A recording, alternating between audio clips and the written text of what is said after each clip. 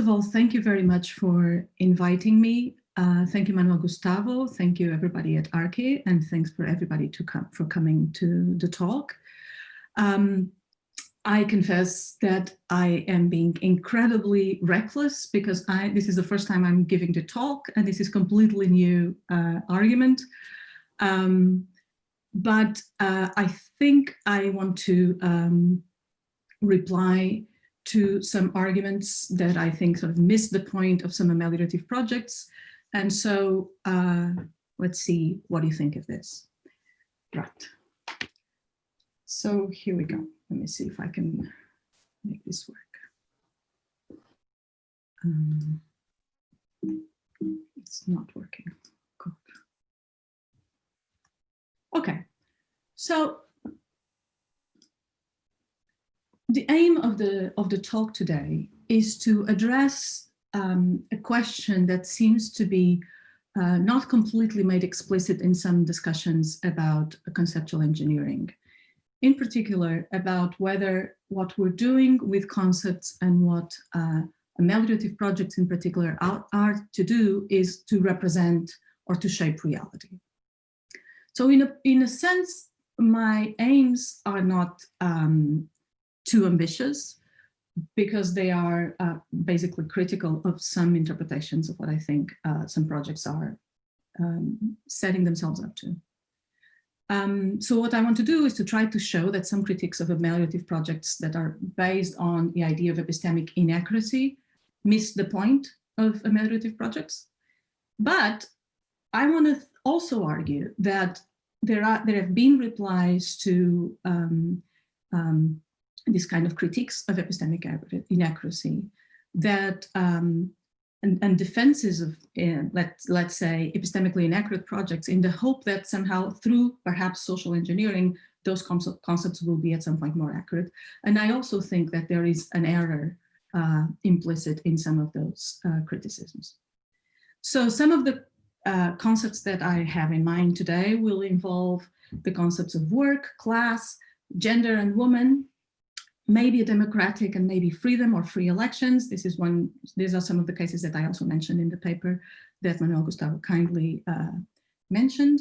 And so what I'm going to do is to sort of draw a comparison between a particular kind of feminist analysis and, well, the traditional Marxist or Marxian analysis. Here we go. This is not helping me. Okay. So what's the plan? So the plan is to try to see what understanding the concept of class, what it can teach us about concepts about gender or woman and other concepts that we might want to think about for the purposes of particular theories. So historically, feminists and Marxists introduced concepts that were meant to be theoretically useful to diagnose, that is, describe, explain, predict existing oppression and inequality, right? So arguably, Sally Haslinger, who is with us today, and I'm very happy about that, Sally's analysis of race and gender, at least her first paper in 2000, what are they and what would they want them to be, gender and race, follows this sort of material analysis in feminism. But Sally's proposal has been criticized relatively recently by, for instance, Mona Simeon. So Mona Simeon has a couple of papers that perhaps some of you know, where in one of them, she claims that conceptual amelioration is subjected to epistemic constraints of accuracy. That is, that we should only ameliorate a given concept to the extent that there is no epistemic loss in the representational accuracy of the concept. And then she argued in a later paper that Sally's analysis of woman is epistemically inaccurate because there will be women that do not fall under that analysis. Podowski, who is also with us today, I'm also very happy about that, has replied to Simeon's criticism about epistemic the argument based on epistemic accuracy. And Robin McKenna, also in a relatively recent paper, has responded to Simeon saying that there's no epistemic loss, there's no problem, and there's no epistemic loss in the analysis of the concept woman. So what I think is that this recent debate, and that is illustrated by some of the people that I've just mentioned, all of them people I admire and whose work I really admire, but I think that this recent debate is ignoring a longer historical tradition that actually sought to offer epistemically accurate concepts. So what I'm saying is that materialist analysis, they are aiming at accuracy. They're trying to be epistemically accurate descriptions of oppression and inequality. And I also actually think that that's a good strategy. So let me just say that before I go forward, that I'm not here committing myself to Marxist analysis or to particular kinds of feminist analysis, but I'm just saying that if we are doing certain kinds of analysis, then we cannot object to those on the basis of the kinds of arguments that are offered. So let's go forward. So let's start with a little bit of the background. I'm not a Marxist theorist. I'm not also an historian or an economist. So I'm not fully into all the details and all the literature here, but I'll follow a little bit of literature, and I'll take you with me along the way. So it's an important aspect of Marxist theory that we focus on problematic ideologies as aspects or processes that are part of ongoing inequalities or ongoing oppression, right? And so a notion of false consciousness was one that was introduced was mentioned, as far as we know, for the first time by Engels in Correspondence. And he said, I'll quote, "Ideology is a process accomplished by the so-called thinker consciously, it's true, but with a false consciousness. The real motive forces impelling him remain unknown to him. Otherwise, it simply would not be an ideological process. Hence, he imagines false or seeming motive forces." Marx, in the German Ideology, would say that neither thoughts nor language form a realm of their own. They are only manifestations of actual life. And this will matter to us. So there's this, my Marxist theory is, I'm here mostly quoting from a book by Denise Meyerson called False Consciousness, which I think is a very useful book for analytic philosophers trying to understand what these notions are. And she addresses an argument that certain people have offered against the idea that ideology is false or involves false consciousness or false beliefs. So this argument that she's targeting in her book goes more or less as follows. Ideological beliefs would reflect the way society appears to an observer. And ideological beliefs play an important role in the observer's life and hence in some way partially constitute reality. And therefore we shouldn't talk about the ideological beliefs as false. Now she argues against this type of argument about false consciousness or false beliefs or false ideology. Her argument essentially goes this way. She says that even if false ideologies reflect an observer's experience, they can't transform a non-veridical experience into a description of reality. And the fact that the belief has an effect, so the fact that false beliefs have effects in the world, doesn't show that the belief now becomes veridical or true. She further considers that the problem with these arguments is that they are implicitly idealist arguments. They assume, or that they make this assumption that the experienced world is the real world, or that mental states like beliefs can somehow constitute reality. And that is, she thinks, goes against the spirit of and the letter of what Marx wanted to say. So this will matter later on. So what do we mean? So just a little introduction of what people usually mean by false consciousness. When people talk of false consciousness, they'll say, for instance, that members of ruling classes, or the people who are in power, will often take their own actions as intended to benefit the poor, or will claim that there's nothing they could do to help the poor. For instance, they'll say, have beliefs like poverty is inevitable. And these rationalizations are useful, but they obscure while serving their partisan aims and interests. So we can imagine, for instance, people who are millionaires or multinationals arguing that they should not pay taxes because the fact that they don't pay taxes allows them to invest in charities or in research, for instance, and that it will be useful for the world or better for the world if they actually don't pay taxes, or that their greatest wealth would somehow trickle down. So these would all fall under false ideological beliefs, right? And I put a little example from Lewis Carroll, that's from Alice Through the Looking Glass, where there's a little poem of the walrus and the carpenter, and the walrus and the carpenter, they lure a bunch of little oysters, which they then eat, and then they feel very sad for the oysters that they just finished to eat. And I think that's a very nice metaphor for this idea of the false consciousness of the ruling classes. Now, indeed, Marx said that each new class which puts itself in the place of one ruling before it is compelled merely in order to carry through its aim to present its interest as the common interest of all the members of society. That is, it will be expressed in ideal form. It has to give its ideas the form of universality and present them as the only rational, universally valid ones.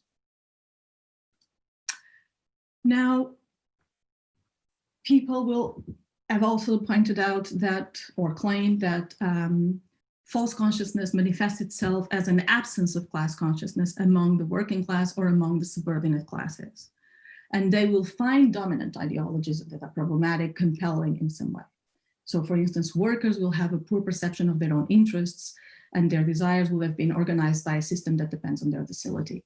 And the image here is from an amazing film by Luis Buñuel called Viridiana. Viridiana is a very nice young woman who was going to be a nun, and then she goes and takes care of her uncle, I think, who dies and leaves her all his fortune in a big house. And because she's so good, she welcomes all the poor people into her house. And that turns out to be a disaster. And this is a very famous image from Viridiana from the film, where we have like a reproduction of the Last Supper, but with the poor people who took over the whole house, trying to emulate how the rich used to live like.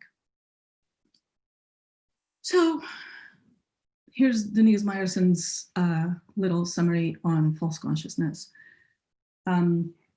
What Marxist analysis will tell us is that it's economic activity, it's basic relations of work and the production and the control of the means of production that contribute to the actual ideological beliefs that people have.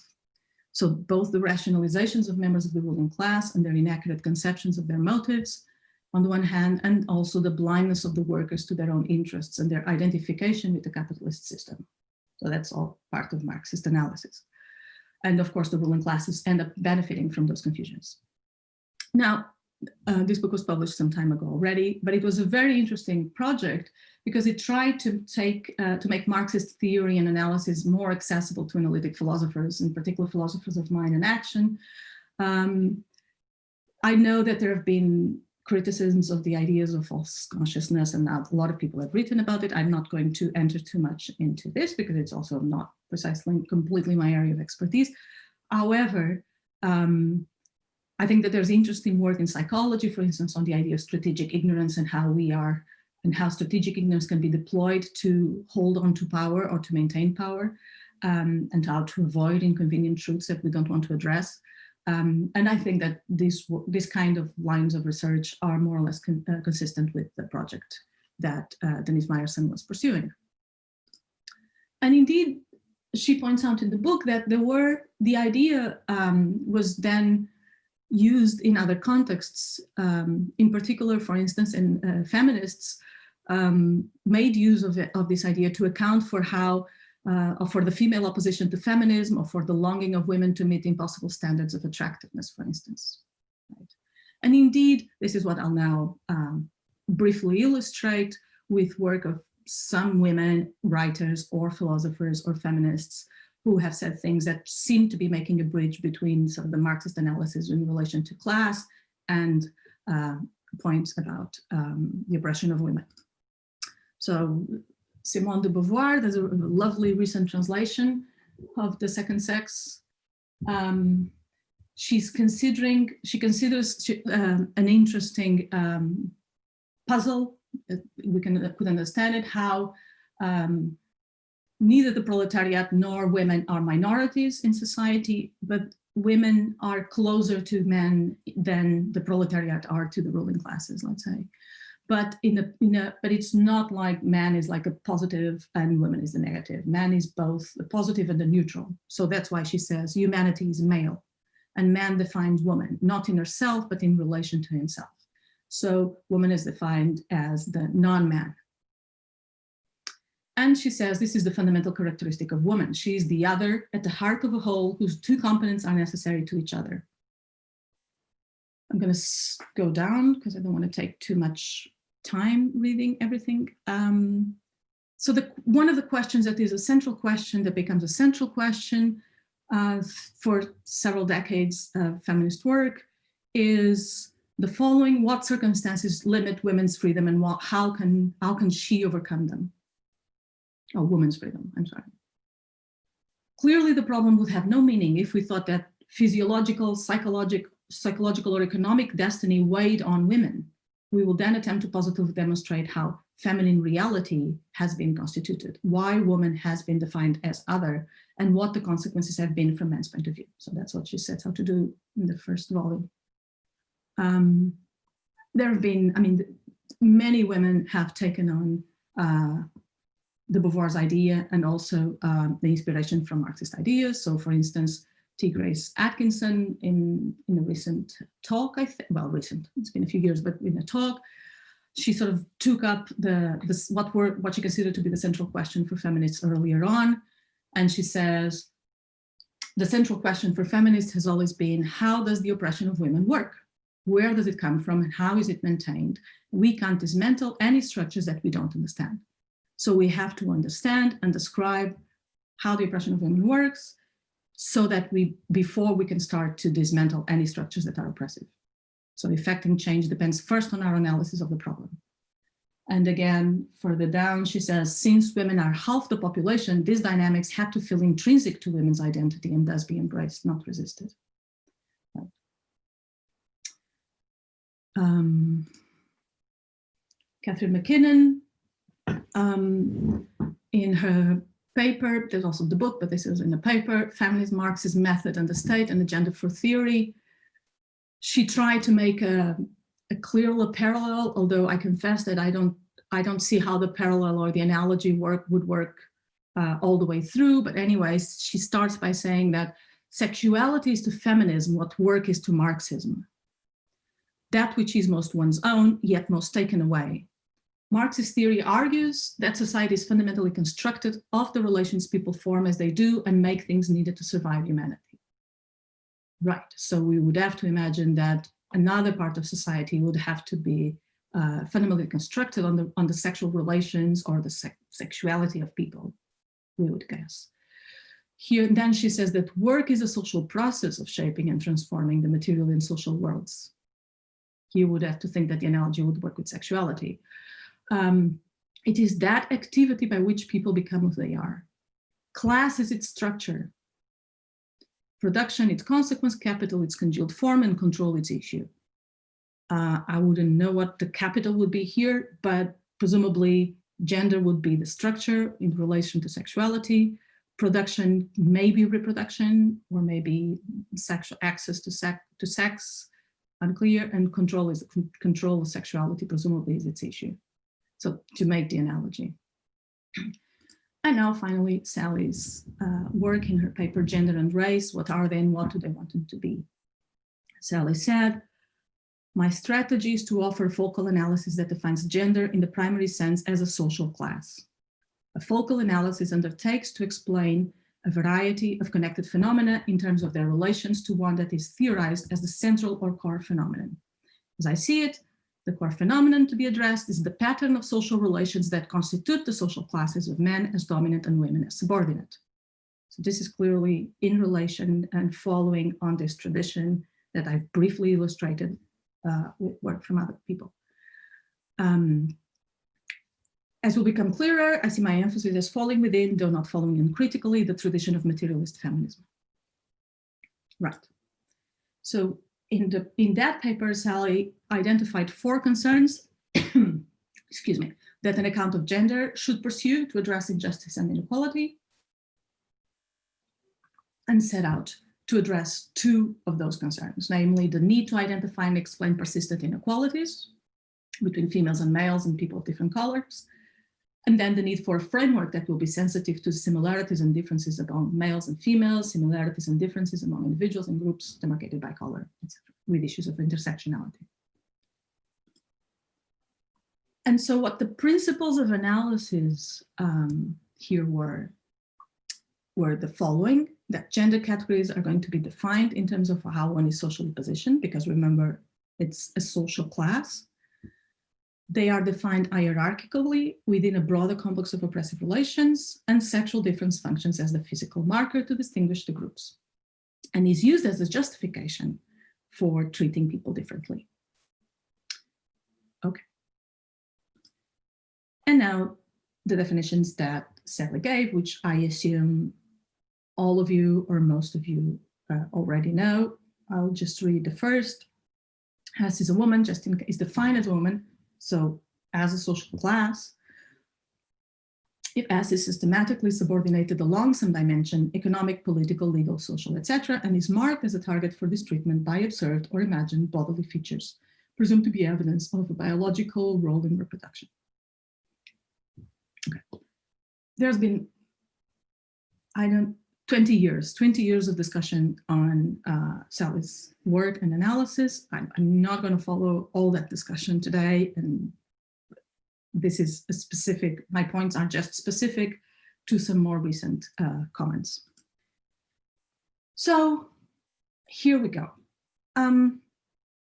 The recent comments that I'm interested in focusing on concern the notion or the idea of epistemic accuracy, or the constraints of no epistemic loss, right?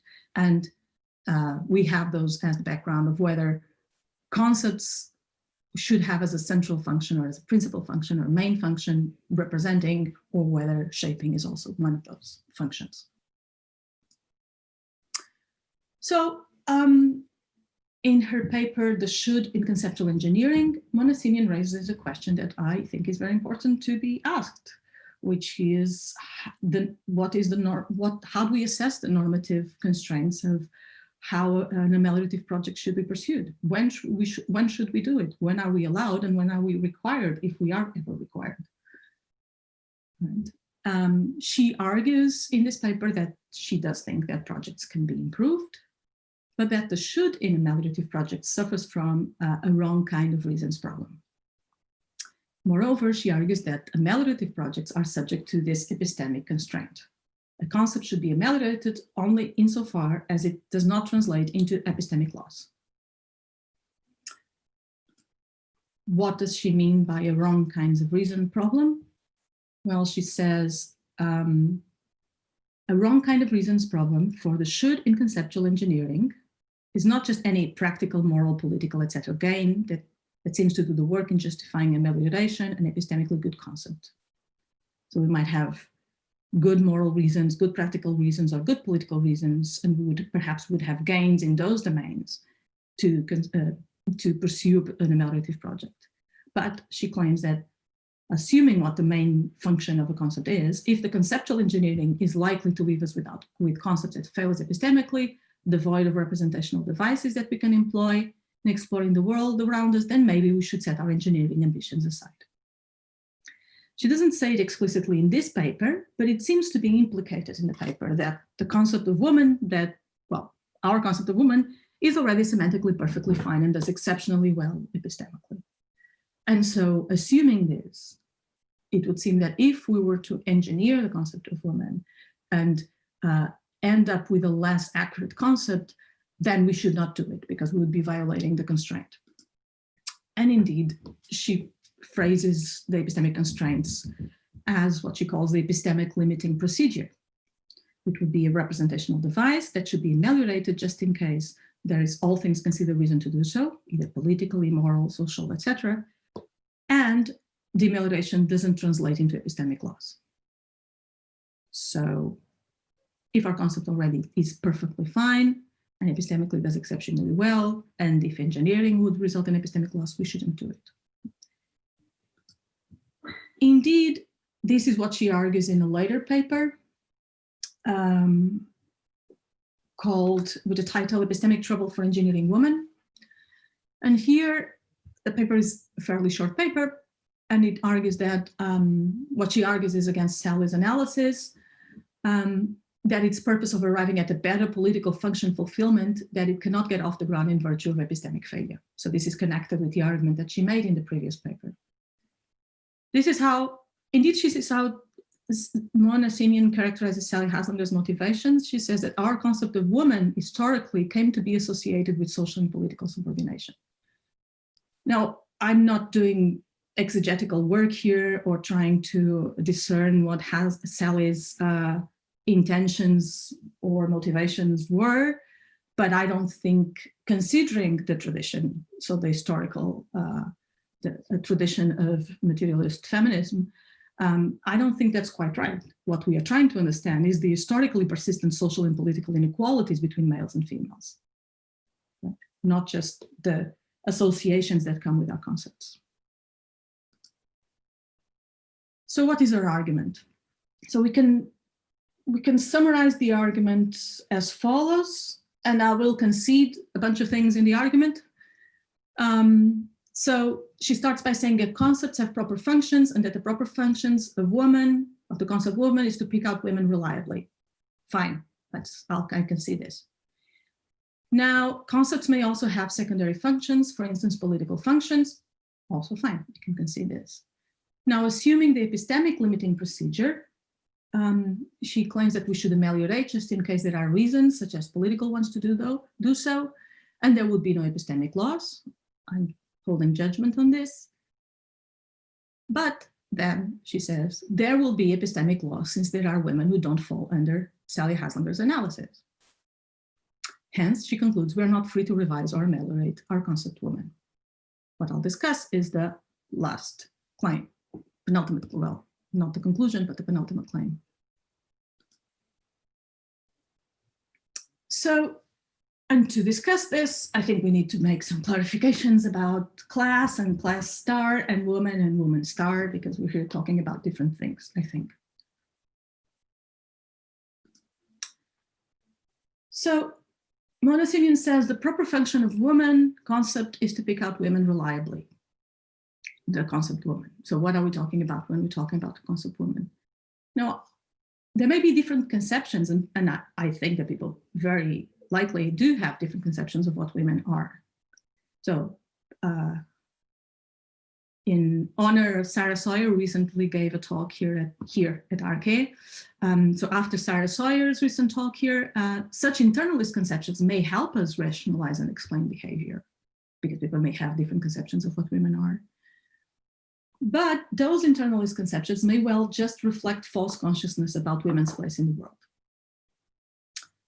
Now, setting aside such internalist conceptions, do we have reasons to think that there is, or we have what Sarah Sawyer called an externally individuated concept for the case of woman? Sure, as I said, I'm conceding Simeon's point, and I'm also finding reasons to agree with her on this point, that there is a concept woman that we all have that is externally individuated. And I'm going to do a little detour to offer this argument to Mona Simon. So in the book that Manuel Gustavo was very kind to mention earlier on, the Shifting Concepts that just came out, we published both philosophers and psychologists and linguists, and Barbara Malt is a psycholinguist who works on cross-language differences. So her paper called Mapping Thoughts to Words is a really nice paper for lots of examples of conceptual variation. If you want to look for examples, she has a lot of them. And at some point in the paper, what she does is to mention an assumption that was fairly common among psycholinguists and psychologists and linguists, separately or together, earlier on, say in the 50s and perhaps up to the 60s. Right? So people used to think the following, or assume the following, that if people actually did perceive the world as falling into natural groupings that demand distinctive names, we might expect that to the extent that people around the world share experiences, they would create parallel mappings of those experiences into language. Now, what she goes on to do is to focus on, in particular, names and words for artifacts that are very similar themselves from one, like glasses and vases and jars, from one place to another, but then the way that the words and the names are mapped vary wildly. So then she says the situation is more complicated than that. Things in the world don't always fall into clear groupings, and multiple factors influence the particular distinctions that are labeled by speakers of a given language. Right. So it seems that what she's saying is that we have a reason to reject that assumption that if people perceive the world as falling in natural groupings, they would create parallel mappings of those experiences into language. So we have reason to reject this assumption when we find that there are no similar mappings of thoughts to words or concepts to words, right? However, there are a few words. There are actually different lists, these are called Suarez lists, but the one that is more in use nowadays seems to be what is called the 270 word list. And this is a compilation of basic concepts that seem to be universal and occur in all languages and have expressions in all languages. And these lists are made for the purposes of historical comparative linguistics. So people want to track how languages evolve, what similarities there are between languages, what concepts people have in common, etc. And so there are many concepts, as you can see from the number of words in the list, that have common expressions in all languages, and these include concepts for woman, man as an adult male, man as a human being, child, mother, father, etc. And then there are also many verbs. They include bodily functions like to eat, to breathe, to laugh, to see, to hear, to know, which is interesting, to think, also interesting. So these are not language specific. They're not specific to particular cultures. They're not specific to particular languages or idiolects. They're not idiosyncratic individual conceptions. They seem to be fairly universal concepts that are expressed in all languages, at least languages that have been studied. And they seem to track categories that humans generally do care about very much, like basic bodily functions like breathing and eating. And they matter for survival, and others seem to track biological differences among humans that also people care about. So we've made a concession, right? I made a conception and I've offered an argument to Mona Simeon that sure, there is a concept of woman that does exceptionally well. So the question is again, is the proper function of woman to pick out women reliably? Concede. So let's concede Simeon's point that the function of the concept woman is to pick out women, biological humankind, reliably. And let's agree that woman is an that concept of woman is externally individuated concept, semantically perfectly fine, and does exceptionally well epistemically, does so well that there seems to be expressed in all languages. Now, Mona Simeon's criticism of Sally's analysis still doesn't follow. Because Sally's project falls in the tradition of feminist materialism, which asks, like Atkinson does in the quote that I gave, why, if women are not naturally inferior, has our oppression continued fundamentally unchanged? Why? So, sure, Simeon is right that not all women, if this all quantifies over all women that are picked out by that concept, not all women are oppressed. Women in hunter-gatherer societies, presumably past hunter-gatherer societies, or the ones that still exist, presumably live in egalitarian conditions. That's, as far as I've read, it seems to be the case, that the inequality of women and the oppression of women sort of is a development that came with agriculture. There's some hope there because it seems that The majority of time that humans have existed on the planet, we lived as hunter-gatherers in more egalitarian society, so maybe there's some hope for us still. Maybe some women may have never suffered oppression, sexism, or misogyny. I haven't met her yet. I don't know who she is, but maybe there are women who have not met, have suffered any sexism or misogyny. And ideally, future women would not know sex-based discrimination. There's no indication that future is near, right? So let's compare what's going on with concepts for class, for the word class, before we move forward with looking at the concept for women. So in the Oxford English Dictionary, for instance, there are different definitions of class, and then there's a relevant sense that is the closest to the concept of class that Marx gives. It's the notion of class as a mass noun, which is defined in the dictionary as a system of ordering society whereby people are divided into sets based on perceived social or economic status. Maybe this corresponds roughly to common conceptions of social class, maybe it doesn't. Maybe people still have different conceptions of what social class is, different from what the dictionary tells us it means. In any case, in Marxian analysis, the concept class is more specific and more developed than this. It is a function of a position in a social network of forces of production and corresponding economic relations of power and control. Moreover, ideology is determined by class position. There's nothing in the dictionary definition that tells us this. And we don't reject the Marxian analysis because it differs from the dictionary definition. So this is not a common conception of class, the one in the Marxian analysis, given that it includes the notion of false consciousness, or we can get at the notion of false consciousness from the Marxian analysis. And there's much more than is included in the definition. We can't, however, reject the theoretical analysis because it's different from what the non-Marxist concept of class is. It's just a different concept. They're related, but they're different. So, as if needed, there are also, we're considering a proposal that gender is a kind of social class. It's like a social class, and that it is the structure on which there is inequality that affects males and females in the world. Right, so as if we needed any further evidence of this, the United Nations has recently issued a report, and there's a lot of information of all the dimensions in which the pandemic, current pandemic, is affecting women in the sense. So as they say, pandemic underscores society's reliance on women, both on the front line and at home. It exposed structural inequalities across every sphere, from health to economy, security, social protection. And then they say that in times of crisis, when resources are strained and institutional capacity is limited, women and girls face disproportionate impacts with far-reaching consequences that are only further amplified in contexts of fragility, conflict, and emergencies. I'm going to skip. So I have a few more examples. I'll skip some of the information here. Another recent report for the United Nations has pointed to persistent inequality.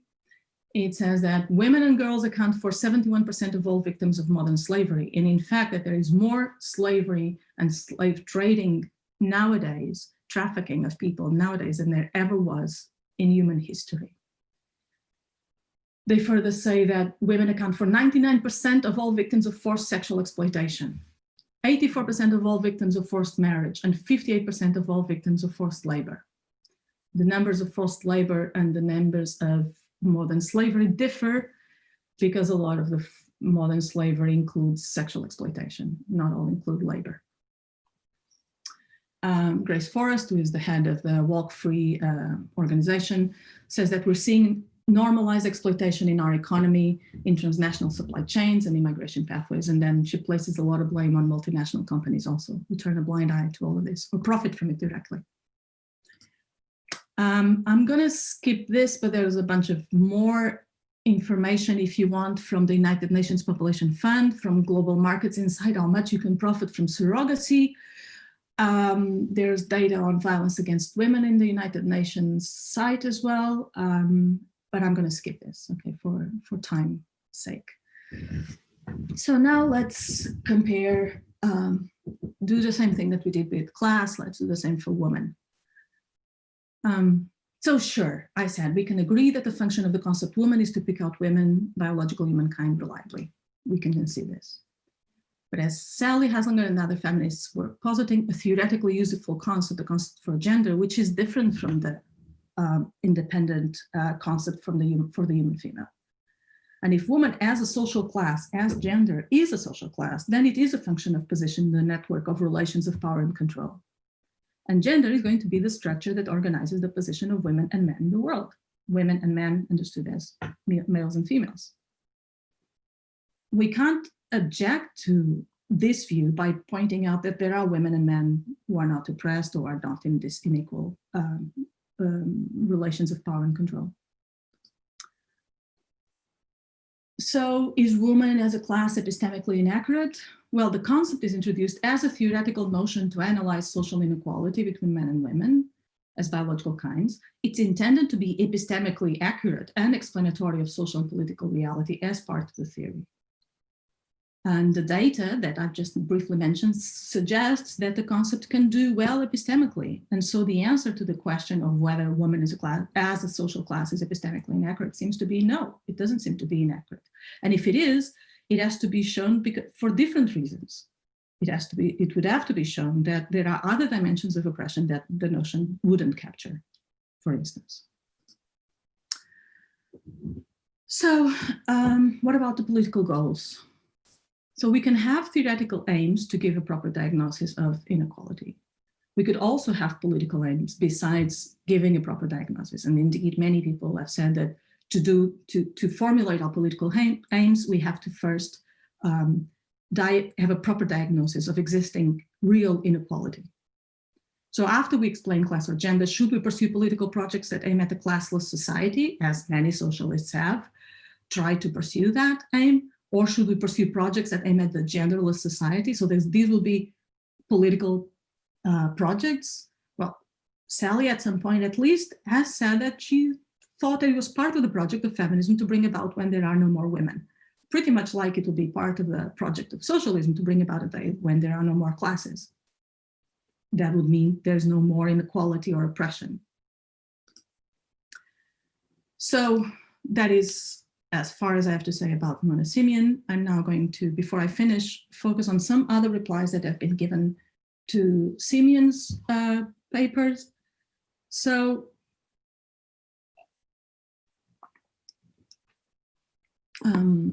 Paul Podowski is here today, and Robin McKenzie, who I haven't noticed if he's here, I don't think so, have given different replies and criticized Mona Simeon in other ways, different from the way that I've criticized, different. So in his paper, Ideology and Normativity, Constraints and Conceptual Engineering, Podowski argues that when it comes to socially and politically dysfunctional concepts, conceptual engineering is often about epistemic laws. Yes. So if we remember the 2 slides ago, I was saying if you are aiming at a classless society, you want to have a world in which the concept of class has no extension anymore. And if you are aiming at a genderless society, that is when there's no more gender-based oppression, then you are aiming at a world in which there are no more genders, right? So if that's what the political aim is. So we would be aiming at having a concept that no longer represents things in the world, presumably. But this is not what Paul says. Right? He says that this is because ideology serves to create social reality. It makes certain facts true. An ideology consists of concepts. Hence, ideological concepts are accurate, I've underlined that, because they constitute social reality. Given that ideology is oppressive, then it appears that primacy should not be given to knowledge preservation. Despite the accuracy of ideological concepts, we should not preserve them if they perpetuate oppression, no matter the epistemic cost. Now, so it seems that Paul is starting to say exactly what I had wanted to say earlier, but I think that this rests on a misconception and on a misconception of what the structural analysis is. So if you remember what I started by saying when I was talking about Meyerson's work and Marx and Engels, it's oppression that perpetuates ideology, not the other way around. Right? Ideology is the result of the economic relations or the production relations or whatever. oppressive relations, right? And they might serve our self-interests, selfish interests, or whatever, or serve so that we don't raise problems to those who are above us. But it's the oppression that perpetuates the ideology. It's not the other way around. And it's not the ideology that creates reality. Then this seems to contradict exactly what Meyerson's argument was. What about Robin McKenna? So Robin McKenna is in another paper in response to Mona Simeon. He said that there's no epistemic struggle for engineering women. And he says the following. He says that he argues that Simeon's objection fails because some concepts, what we can call social kind concepts, have the primary function of shaping the world. If, as Haslinger thinks, gender and race concepts are social kind concepts, then they serve to shape the world, not merely to represent it. It seems to be a slightly different version of Pohl's argument. Now, I don't think that the highlighted claim that they serve to shape the world is supported by what Sally wrote, at least not in the referred passages that he is quoting from. But as I said, I'm not into doing exegetical work, so maybe yes, maybe no, I don't know. What I want to wonder is, what could it mean to say that social kind concepts shape the social world? What does it mean? How could that happen? It seems the reason that he gives seems to be based on this that I know that has a background argument. So he says social kind concepts like husband and wife refer to social roles that are in part created and maintained by our practices involving them. Right. So yes, so we know that being a husband and being a wife doesn't simply mean that we are caused to be husband and wife, me and someone else, by being the fact that we're married. It means that there is a certain role that we can enter to, that this is governed by a particular institution of marriage. And sure, yeah, there are concepts for these things. But the question is whether it follows that these concepts shape the social world. And I don't think this is right. So what could it mean? So does a social concept shape social reality by creating a social position for what that concept is? That doesn't seem right. So a concept like Sally Haslinger's concept of man or woman as social classes in a matrix of relations of control and domination is not one we hope will create new social positions. Those positions are already taken by the people who are oppressed or oppressing. Likewise for the concept of class. The concepts that are introduced in the theory were introduced to describe and better explain already existing inequality. Now, what about husband and wife? So the fact that the concepts like husband and wife refer to social roles that are in part created and maintained by practices involving them doesn't mean, I think, that the concepts create the social contractual reality of marriage. And in fact, it was not just from Stuart Mill. I have a little quote at the bottom of work on Mill's writing on inequality of women, but other feminists were writing to try to show that the marriage contract is oppressive and involves subordination of women. And the way that they were arguing for this is one where the idea of being a husband and a wife, what those things actually are, what the social positions of husband and wife actually are different from what our concepts, husband and wife, are. Very much like the social class, man or woman, as genders, might be very different from the concepts of man and woman that we have. So it doesn't seem to be that it's our concepts that are going to shape reality in this way, in the way that he seems to be assuming.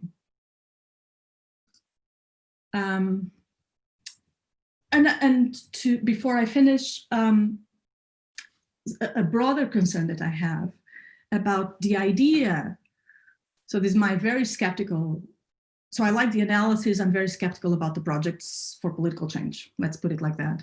So the idea that we can devise new words, not for having a better description and understanding of reality for a purpose, for given theoretical purposes, but that we can devise new concepts that we are going to put out there in the world, then through social engineering, everything will be miraculously fantastic all of a sudden. I'm exaggerating, but I hope you get the point. This is a particularly worrying idea and plans. So suppose we start from some intended concepts, some concepts that we would hope would be the concept that people would use. And then once we do that, how do we assess the legitimacy of an ameliorative project? We're saying the world would be much better if we were to understand, say, democracy or freedom or fair elections in the ways that I'm proposing. So this is a little quote that I really like from the journalist Masha Gessen. She said, quote is longer, but I'm just giving you this little bit. She said, freedom, on the other hand, was, as you know, slavery. That's Orwell's 1984. And it was also the USSR, a country that had laws, a constitution, even elections, also known as the free expression of citizen will. The elections, which were mandatory, involved showing up at a so-called polling place, receiving a pre-filled ballot. Each office had one name matched to it, and depositing it in the ballot box out in the open. Again, this was called the free expression of citizen will. There was nothing free about it. It didn't constitute expression. It had no relationship to citizenship or will because it granted the subject no agency. Calling this ritual either an election or the free expression of citizen will had a dual effect. It eviscerated the words election, free expression, citizen, and will. And it also left the thing itself, the reality that they actually lived, undescribed. And when something cannot be described, it does not become a fact of shared reality. So how do we understand how new social kind concepts could shape reality? So we could say that they can have causal effects in the way that democracy or free expression of citizen will or elections can have causal effects and did have causal effects in particular parts of the world in given moments of history. In the context that Gessen mentions, free expression of citizen will was served to control the population and impose an authoritarian regime. So this is a very dangerous engineering of a concept. Done with the, at least initially, with the best of intentions that to arrive at the classless society precisely. Free expression of citizen will didn't create a new type of election as a social kind, and it did not create any new kind of freedom or ways of exercising your freedoms or of democracy. In fact, elections of this kind are still practiced nowadays in North Korea, which is actually called the People's Republic of Korea, but it's not Republican in any way. So, as Morrison said, false beliefs don't transform a non-veridical experience into description of reality. And so this sort of helps us conclude my very big skepticism of the idea that concepts themselves that we can just change concepts and that somehow the new concepts will shape reality. This is all a way of saying that if you want to shape the world, it's the conditions of oppression that have to change. It's not how we're talking about it. And this is it. Thank you very much.